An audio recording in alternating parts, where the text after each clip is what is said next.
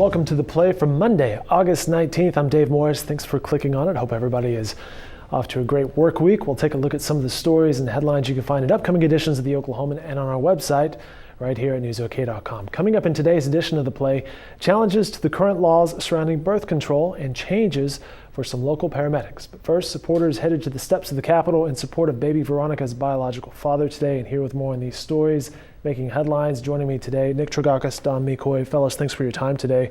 Nick, we'll start with you. The rally at the state capitol, Baby Veronica. What's new in this case?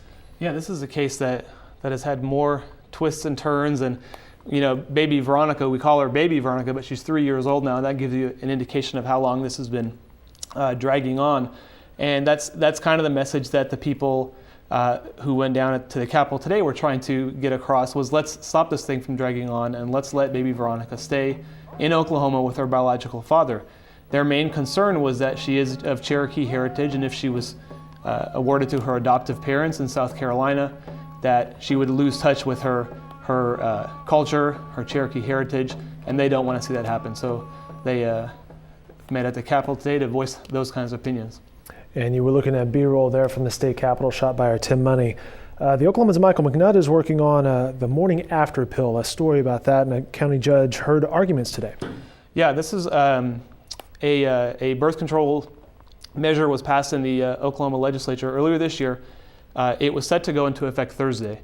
And what the law said was that if you were 17 and older and you wanted the morning after pill, you had to show identification. If you were younger than 17, you had to have a prescription to get it. The Center for Reproductive Rights, on behalf of an Oklahoma resident, challenged the law, or has challenged it in court and filed a lawsuit.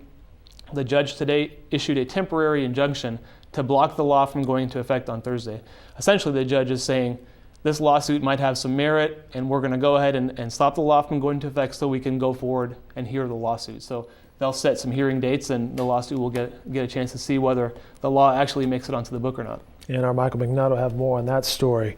Don McCoy, the business editor, let's turn to you and an update on Paramedics Plus. Yeah, Paramedics Plus today issued layoff notices to all 717 of their employees. It sounds kind of shocking, but as it turns out, Paramedics Plus is the provider to IMSA, which provides ambulance service to Oklahoma City and Tulsa areas, and all of those employees are going to be moving over, or practically all of those employees are going to be moving over to the new provider, which is called American Medical Response. They won a 5-year contract back in January, and so what sounded like really bad news turns out to be just new jobs for these people. Most all of the equipment, most all of the jobs are just going to move right over to this new provider, and they'll continue to provide those services for IMSA. It's a story that'll be in tomorrow's editions of the business section, and I believe you also have a story on employment. Yeah, we got state employment numbers today. They ticked up from 5.2 to 5.3% in July. We lost a few jobs across the state. It appears that the economy may be slowing down a little bit. We've seen several indications of that lately, but you keep in mind we're still more than 2 points below the national unemployment rate, I think, which is 7.6% in July. So, you know, our economy is still humming along pretty good, although it has appeared to slow down just a little bit of late.